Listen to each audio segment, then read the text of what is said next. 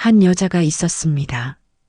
평생을 가족만 바라보며 살아온, 자신의 몸보다 가족의 밥상이 먼저였고 자신의 하루보다 아들의 미래가 먼저였던 그런 엄마였습니다. 하지만 단 한마디 말이 나의 마음을 무너뜨렸습니다. 화장실 좀 정리해 주세요. 그날 이후 그녀는 조용히 인생을 다시 시작했습니다. 안녕하세요. 아카시아 숲입니다. 구독과 좋아요는 큰 힘이 됩니다. 김순희 66살. 남편 박영우와 함께 동네에서 작은 미용실을 운영하며 외아들 도윤을 키웠습니다. 새벽 6시면 눈이 떠졌습니다. 남편의 아침을 차려주고 간단히 화장을 한 뒤 미용실로 향했습니다. 가게까지는 걸어서 10분. 그 길을 40년 가까이 걸었습니다. 미용실을 연 건 도윤이가 초등학교에 들어가던 해였습니다. 남의 가게에서 일하던 남편과 나는 언젠가 자기 가게를 갖고 싶었습니다. 둘은 몇 년을 모아 작은 점포를 얻었습니다. 보증금 1,000만 원, 월세 60만 원. 당시로선 적지 않은 돈이었습니다. 장사는 처음부터 잘 되지 않았습니다. 동네 미용실이 이미 여러 곳 있었고 단골을 빼앗아 오기란 쉽지 않았습니다. 우리는 새벽부터 밤까지 일했습니다. 손님이 없어도 가게 문을 열었습니다. 아들을 생각하면 못할 게 없었습니다. 아들은 착한 아이였습니다. 학교가 끝나면 미용실로 와 구석 의자에 앉아 숙제를 했습니다. 투정을 부리지 않았습니다. 새 옷을 사달라거나 장난감을 사달라고 조르지 않았습니다. 부모가 바쁜 걸 알았나 봅니다. 마지막 손님이 나간 뒤에야 셋은 함께 밥을 먹었습니다. 중학교에 들어간 도윤이는 공부를 잘했습니다. 성적표를 받아올 때마다 순이는 가슴이 벅찼습니다. 이 아이는 우리와 다른 삶을 살 수 있겠구나. 그래서 더 열심히 일했습니다. 학원비와 참고서, 교복이 필요했습니다. 순이는 허리가 아파도 참았습니다. 우리 부부는 손목이 저려도 파스를 붙이고 일했습니다. 도윤이가 대학에 합격했을 때 순이는 울었습니다. 합격증을 손에 쥔 아들을 안으며 목이 메었습니다. 잘했어. 정말 잘했어. 남편도 눈시울을 붉혔습니다.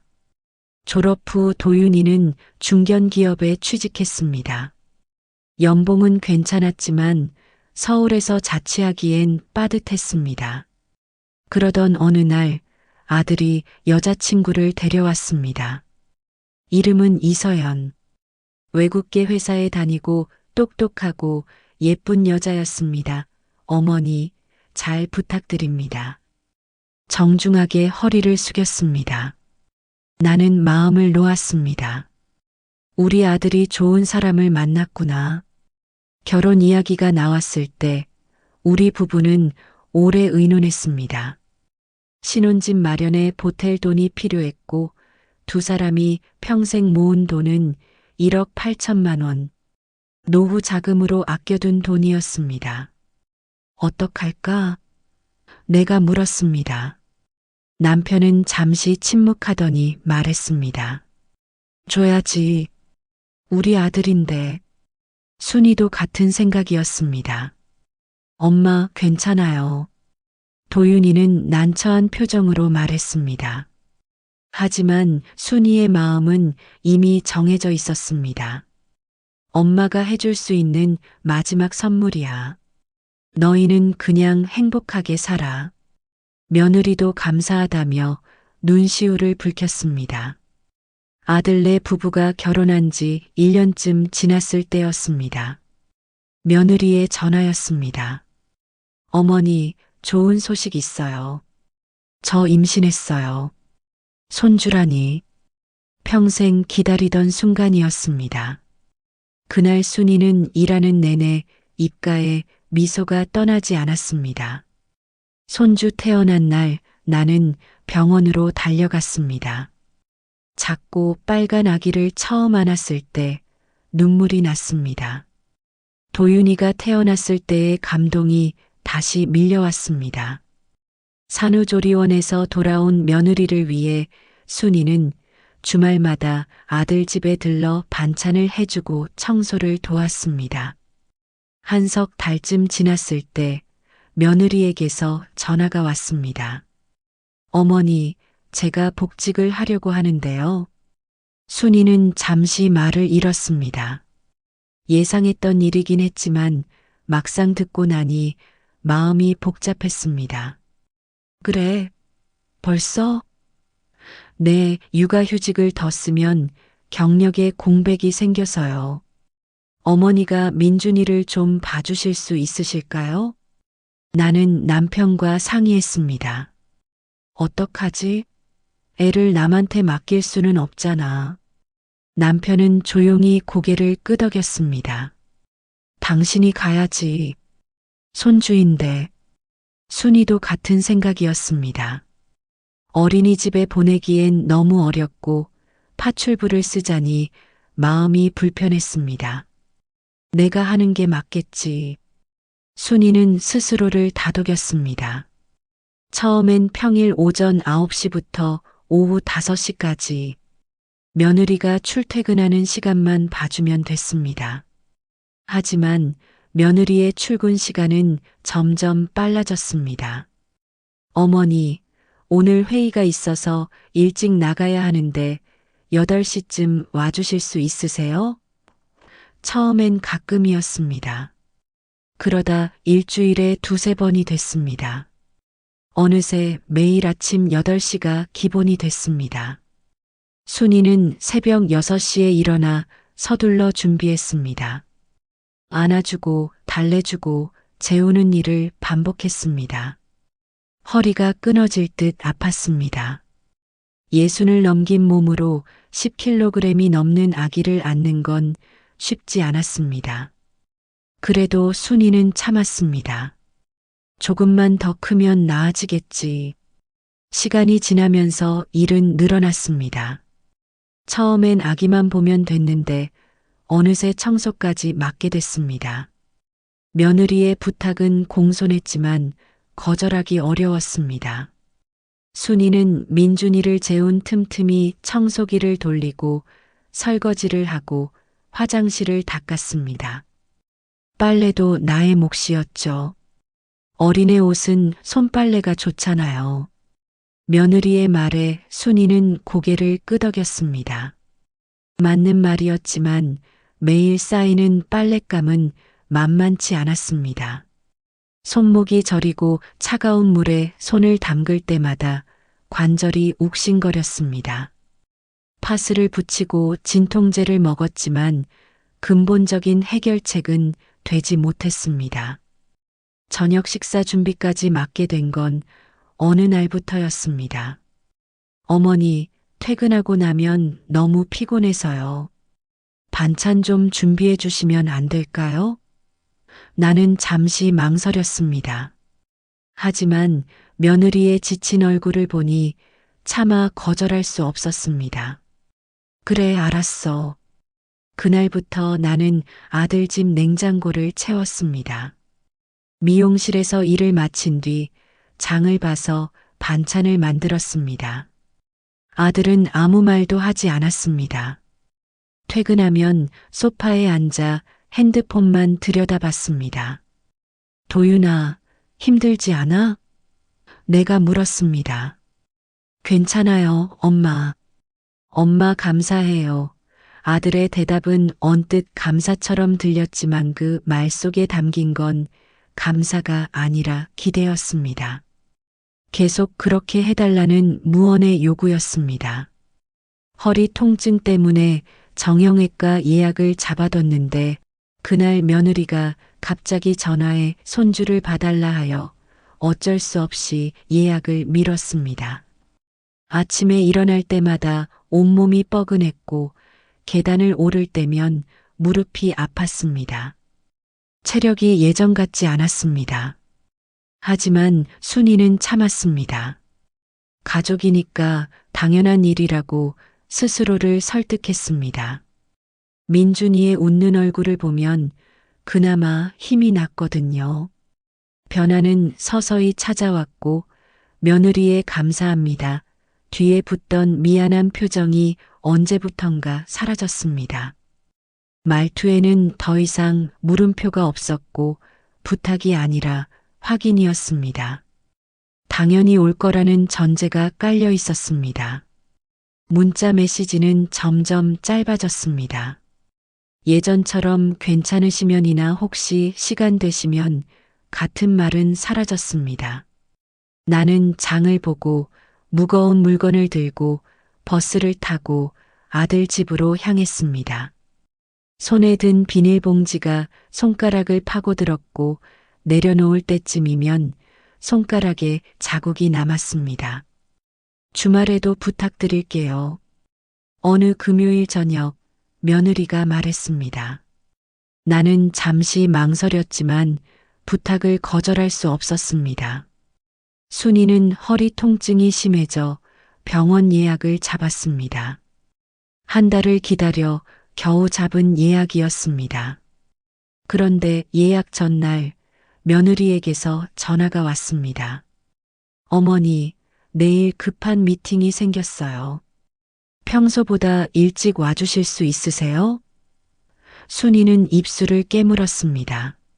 내일은 내가 병원에. 병원이요? 많이 아프세요?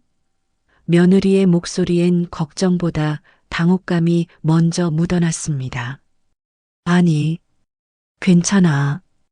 다음에 가지 뭐. 순이는 결국 그렇게 말했습니다. 전화를 끊고 병원에 전화를 걸어 예약을 취소했습니다. 그날 밤 허리 통증이 심해져 잠을 이루지 못했습니다.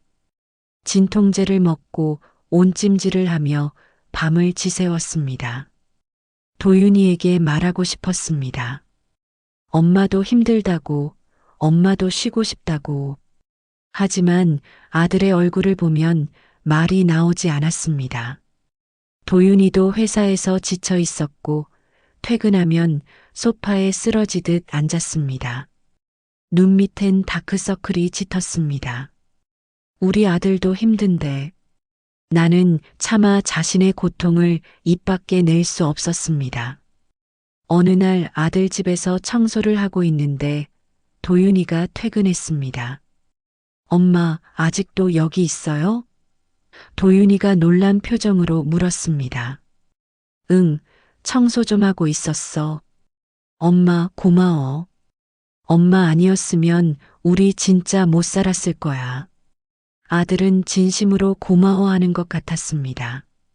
하지만 그 다음 말이 순이의 가슴을 찔렀습니다.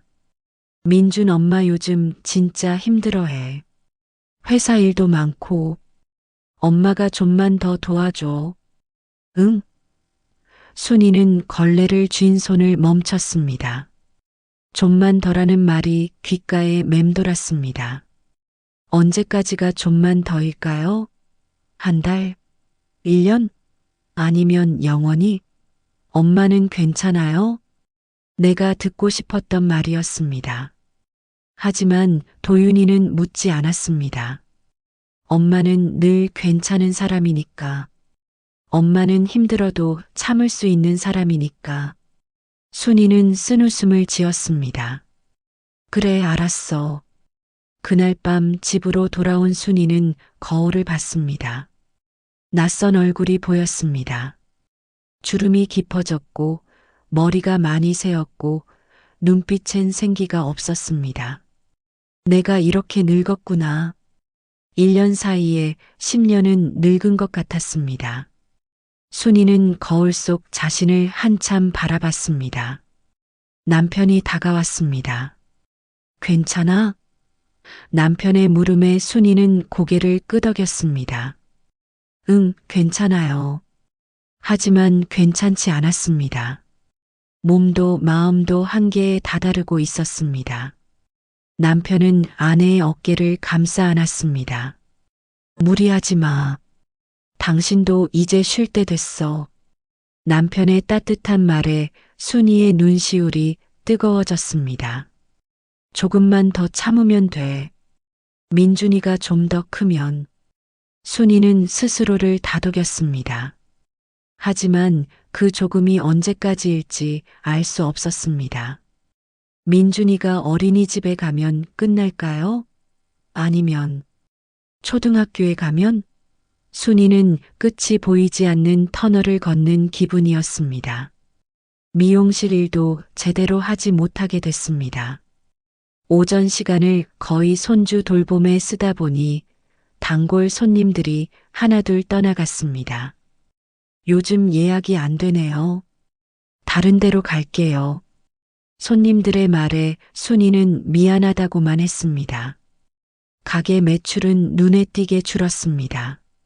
남편 혼자서는 감당하기 힘들었습니다. 이러다 가게 문 닫는 거 아니야? 남편이 걱정스럽게 말했습니다. 순이도 알고 있었습니다. 하지만 어쩔 수 없었습니다. 손주를 돌보지 않으면 아들 부부가 힘들어하고 가게 일을 하자니 손주를 맡길 데가 없었습니다. 순이는 이러지도 저러지도 못한 채 하루하루를 버텼습니다. 며느리의 요구는 점점 더 구체적이 됐습니다. 어머니, 민준이 이유식은 유기농으로 만들어주세요. 장난감 정리도 좀 해주세요. 산책은 하루 2번씩 시켜주시면 좋겠어요. 처음엔 아이를 위한 당연한 요구라고 생각했습니다. 하지만 점차 그것들이 나를 올가매는 줄처럼 느껴졌습니다. 어느 날 순이는 계단을 오르다가 발을 헛디뎠습니다.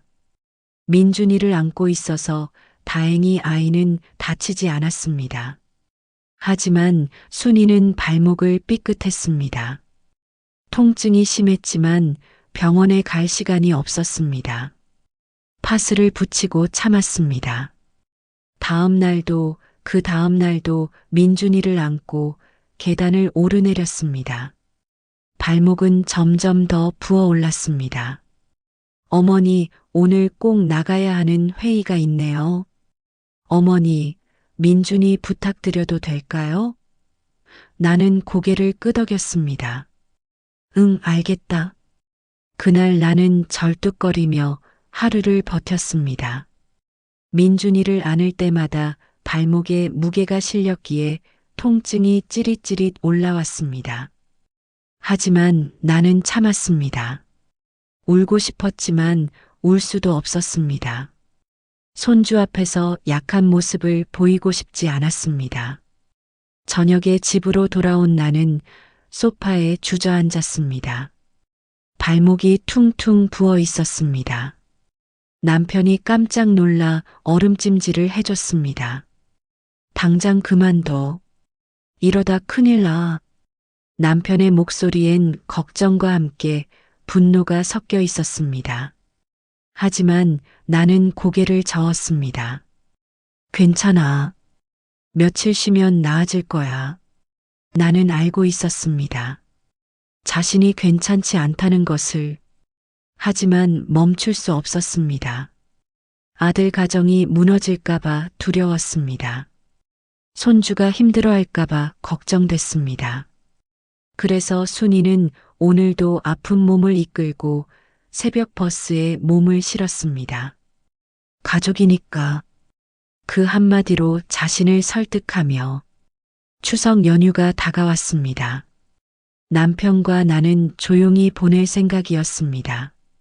오랜만에 둘이서 차례상을 차리고 느긋하게 차라도 한 잔 마시고 싶었습니다.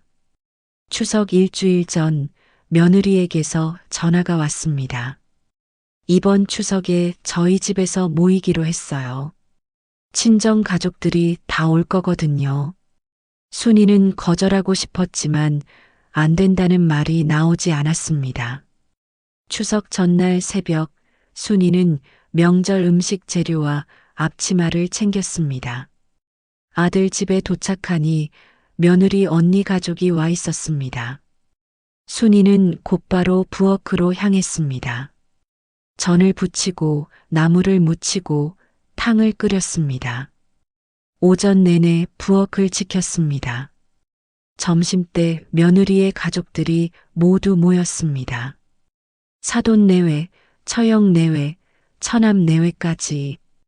거실은 웃음소리로 시끌벅적했습니다. 순이 혼자 묵묵히 음식을 날랐습니다. 마치 보이지 않는 사람처럼, 그림자처럼. 아들은 소파에 앉아 처남과 이야기를 나누며 고개도 돌리지 않았습니다. 식사가 끝나고 순이는 부엌에서 설거지를 하고 있었습니다. 그때 며느리가 들어왔습니다. 순이는 도와주러 온 줄 알았습니다. 하지만 며느리는 냉장고에서 물을 꺼내며 말했습니다. 어머니, 화장실이 좀 지저분하네요. 다른 가족들도 쓰실 텐데 정리 좀 부탁드릴게요. 순간 순이의 손이 멈췄습니다. 물에 잠긴 그릇이 싱크대에 떨어졌습니다. 거실의 대화 소리가 잠시 멈췄습니다. 네, 지금 좀 급해서요. 며느리는 태연하게 거실로 돌아갔습니다. 순이는 천천히 고무장갑을 벗고 화장실로 향했습니다. 무릎을 꿇고 변기를 닦기 시작했습니다. 눈물이 핑 돌았습니다. 내가 지금 뭘 하고 있는 거지? 명절날 며느리 친정 식구들이 모인 자리에서 화장실을 청소하고 있는 자신의 모습이 처참했습니다. 순이는 조용히 현관으로 향했습니다. 엄마, 어디 가요? 집에 가려고. 벌써요? 저녁도 드시고 가시죠. 며느리의 말엔 진심이 없었습니다. 순이는 뒤돌아보지 않았습니다. 엘리베이터를 기다리는 동안 아무도 쫓아오지 않았습니다. 집에 도착했을 때 남편이 놀랐습니다. 순이는 남편의 품에 안겨 울었습니다. 평생 참아왔던 눈물이 한꺼번에 터졌습니다. 이제 그만하자. 남편의 말에 순이는 고개를 끄덕였습니다. 추석 다음 날 아침 순이는 평소보다 늦게 일어났습니다. 몸이 천근만근이었습니다. 하지만 이상하게도 마음은 가벼웠습니다. 휴대폰을 보니 며느리에게서 부재중 전화가 5통 와 있었습니다. 문자도 몇 개 있었습니다. 어머니, 오늘 오실 수 있으세요? 민준이가 할머니 찾아서요. 순이는 휴대폰을 내려놓았습니다. 답장을 하지 않았습니다. 남편이 커피를 건넸습니다. 괜찮아? 순이는 고개를 끄덕였습니다. 응, 괜찮아요. 이번엔 진심이었습니다. 우리는 조용히 커피를 마셨습니다. 오랜만에 느껴보는 평화로운 아침이었습니다. 시계를 봤습니다. 9시. 평소 같았으면 벌써 아들 집에 도착해 있을 시간이었습니다. 하지만 오늘은 우리 집 거실에 앉아 있었습니다. 점심때쯤 며느리에게서 또 전화가 왔습니다. 순이는 전화를 받지 않았습니다. 곧 문자가 도착했습니다. 어머니, 무슨 일 있으세요? 연락 주세요. 순이는 한참을 망설이다 답장을 보냈습니다. 오늘은 못 가겠다. 짧은 문장이었지만 순이에게는 엄청난 용기가 필요한 말이었습니다. 며느리의 답장은 금방 왔습니다. 네, 갑자기요? 저 오늘 출근해야 하는데요. 순이는 휴대폰을 꼭 쥐었습니다. 손이 떨렸습니다. 하지만 이번엔 물러서지 않기로 했습니다. 미안하다. 나도 좀 쉬어야 할 것 같다. 답장을 보내고 순이는 휴대폰을 음소거했습니다. 오후에 아들에게서 전화가 왔습니다. 순이는 전화를 받았습니다. 엄마, 무슨 일이야? 민준 엄마가 연락이 안 된다고. 응, 오늘은 못 갈 것 같아. 순이의 목소리는 단호했습니다. 왜? 어디 아파? 아니, 안 아파. 그냥 쉬고 싶어서. 전화 너머로 도윤이가 당황하는 기색이 느껴졌습니다. 엄마, 민준 엄마 오늘 출근해야 하는데, 그럼 민준이를 어떻게 해? 너희가 알아서 해야지. 니네 자식이잖니. 나도 더 이상은 못하겠어. 순이는 평생 아들에게 한 번도 해본 적 없는 말을 했습니다. 엄마가 갑자기 왜 그래? 도윤이의 목소리가 높아졌습니다. 갑자기가 아니야. 나도 한계가 있어. 엄마, 우리가 뭘 잘못했어? 아들이 물었습니다. 순이는 한숨을 쉬었습니다. 너희가 뭘 잘못했는지 생각해봐. 엄마는 너희 가정부가 아니야. 그 말을 하고 순이는 전화를 끊었습니다. 가슴이 두근거렸습니다. 아들에게 이런 말을 한 게 처음이었습니다. 죄책감이 밀려왔지만 동시에 후련함도 느껴졌습니다. 저녁 무렵 아들과 며느리가 찾아왔습니다. 죄송해요. 제가 너무 당연하게 생각했어요.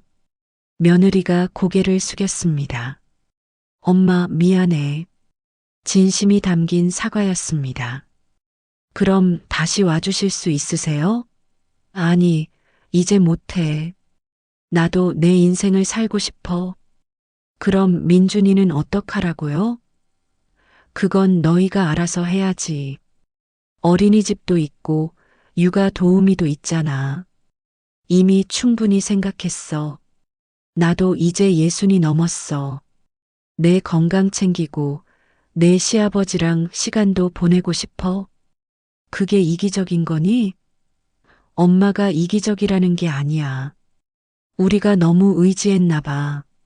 맞아. 너희는 너무 의지했어. 나를 당연하게 생각했고, 민준이는 내가 사랑하는 손주야. 가끔 보러 갈게. 하지만 매일 돌봐주는 건 이제 못해. 두 사람은 돌아갔고 문이 닫히자 순이는 주저앉았습니다. 남편이 일으켜 세웠습니다. 잘했어. 순이는 울음을 터뜨렸습니다. 이번에는 해방감의 눈물이었습니다. 다음 날부터 순이의 일상이 달라졌습니다. 8시까지 푹 자고 남편과 산책을 나갔습니다. 미용실 일에 집중할 수 있게 됐고 단골들이 돌아왔습니다. 도윤 엄마 얼굴이 밝아졌네요. 한 달쯤 후 아들에게서 연락이 왔습니다. 엄마, 민준이가 할머니 보고 싶대. 주말에 우리 집 오실래요? 순이는 흔쾌히 대답했습니다. 주말에 손주를 보러 갔습니다. 민준이는 할머니를 보자 달려왔습니다. 여전히 사랑스러웠습니다. 하지만 이번엔 달랐습니다. 순이는 손님으로 왔습니다. 청소도 설거지도 하지 않았습니다. 민준이와 놀아주고 오후에 집으로 돌아왔습니다. 며느리는 예전과 달리 존중하는 태도였습니다. 할머니로서 손주를 사랑하지만 자신의 삶을 잃지 않는 거리. 이제야 그 균형을 찾았습니다. 어느 봄날 순이와 영호는 여행을 떠났습니다. 평생 제대로 된 여행이 처음이었습니다. 행복해? 남편이 물었습니다. 응, 정말 행복해요. 순이는 남편의 손을 꼭 잡았습니다. 순이는 깨달았습니다. 자신을 사랑하는 게 이기적인 게 아니라는 것을. 그림자로 살 때는 아무도 행복하지 않았습니다. 하지만 이제는 달랐습니다. 그날 밤 거울을 보니 더 이상 누군가의 그림자가 아니었습니다. 김순이라는 이름으로 당당히 서 있는 한 사람의 여성이었습니다. 수고했어. 이제 우리 행복하게 살자. 가족이라는 이름으로 누군가의 희생은 너무 쉽게 당연해집니다. 하지만 희생은 강요가 아니라 선택이어야 합니다. 김순희 씨는 말했습니다. 나는 당신들의 그림자가 아니다. 그녀는 늦게야 하지만 분명하게 자신의 삶을 되찾았습니다. 우리는 모두 누군가의 부모이고 자식이고 배우자입니다. 하지만 그 이전에 우리는 각자의 이름을 가진 한 사람의 인간입니다. 자신을 잃지 않을 때 비로소 진정한 사랑이 시작됩니다. 당신도 당신의 이름으로 살 자격이 있습니다.